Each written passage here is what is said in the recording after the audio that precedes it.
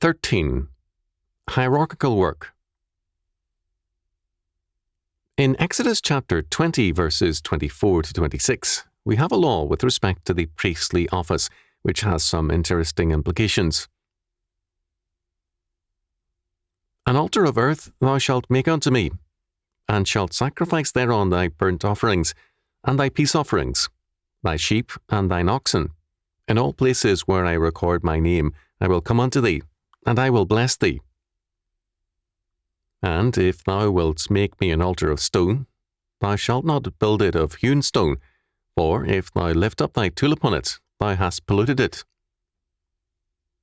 Neither shalt thou go up my steps unto mine altar, that thy nakedness be not discovered thereon. With respect to the garb of the priests, we are told, And thou shalt make them linen breeches to cover their nakedness, from the loins even unto the thighs they shall reach. Exodus chapter 28, verse 42. The significance of this is that God prescribes every approach by man to himself. Man cannot formulate his own way to God, nor establish his own righteousness or justice. In God's world, only God's way is legitimate. The world is not man's creation, and therefore man cannot impose his own concepts of truth and order on God's realm. This was set forth tellingly in the construction of the altar. Elsewhere in the sanctuary, man's abilities as an artisan had a controlled freedom to work. The altar setting forth God's atonement had to be made of unhewn stone, and, in the tabernacle, according to God's strict pattern. Man makes no contribution towards the work of his salvation. It is entirely the work of God. To signify that he contributed nothing, the priest approached the altar with a prescribed garment. To this day, clerical garb has this rationale: to cover the man, to indicate that the work he does is God's work, not his own. The doctrine of the priesthood of all believers is an ancient one.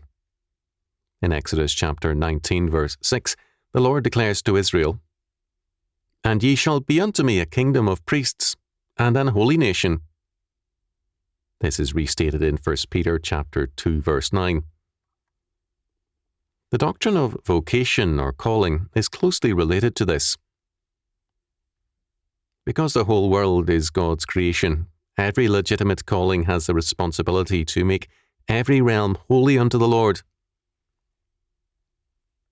The vision of Zechariah chapter 14 verses 20 and 21 is that all things will in time become holiness unto the Lord.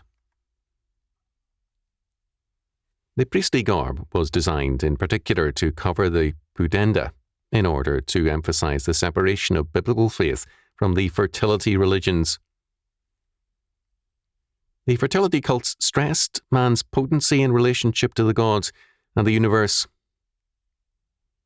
Ritual paganism, the ritus paganus, presupposed the potency of one's own body to ward off evil powers and awaken fruitful ones. Witches used nakedness to enhance their power. In such thinking, man is the source of creative power. He is the self-conscious catalyst of creation. The biblical doctrine is the antithesis of this. The triple office of Christ as our federal head is priest, prophet, and king. As kings, in him, we exercise dominion and rule the earth. As prophets, we declare God's word and develop its implications in every sphere of life and thought. As priests, we dedicate all things to our God and intercede with him for one another and our work. The pagan perspective sees man as a magician who, by his creative act, transforms all things to suit his purposes. In the politics of magic, man bypasses God, regeneration, and God's law to seek the transformation of this world, time, and history on his own terms. All that is required is human, quote, goodwill, end quote. This was the Renaissance hope. As Ralph pointed out, together with other thinkers of the age, Erasmus, Moore, and Machiavelli shared a conviction that, without any change in human nature, or any drastic altering of institutions, the political order could be made to serve desirable human ends. This is magical thinking. The key principle of magic is the ancient magical formula: as my will is, so shall it be. This is also the basic premise of original sin, of Genesis chapter 3 verse 5. Every man has his own God. Magical politics, or the politics of magic, governs our world today, and we have the same faith in the sciences, in economics, education, art and religion. Man's naked will is the magical force. We see this in the ancient witches, in modern politics, and also in the flasher, or exhibitionist, who haunts the city streets to bear his nakedness. The man who serves God is covered. The source of his power is not in himself, but in the Lord. It is the salvation of God which is his power and strength, so that, in his life, he sees the truth of Paul's words. Therefore, my beloved brethren, be ye steadfast, unmovable, always abounding in the work of the Lord, forasmuch as ye know that your labour is not in vain in the Lord. 1 Corinthians chapter 15, verse 58. With this in mind, let us look briefly at the ancient Greek hatred of work.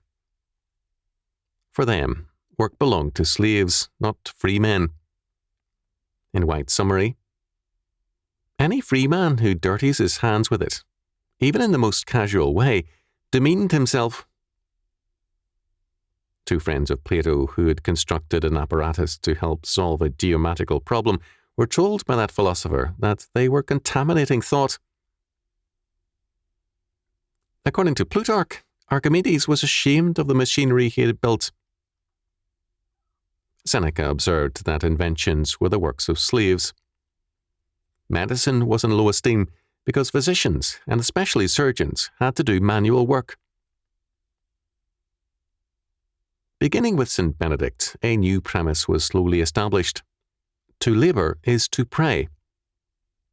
Later, under the Puritans, labour in one's calling became not only the prime moral necessity, but also the chief means of serving and praising God. The modern university is largely infected by the Greek ideal. Practical vocational training is often regarded as unworthy of the academic community by many scholars. We saw earlier the perspective of witches on power. It is worthy of note that White cites the fact that witches organized into covens to deal in drugs, potions, and poisons, and to extort what protection money they could from the surrounding population. That witches were deluded does not alter the fact that they were vicious. It should be noted that the biblical word for witch means a poisoner. Let us recall now the distinction between a hierarchy and an elite.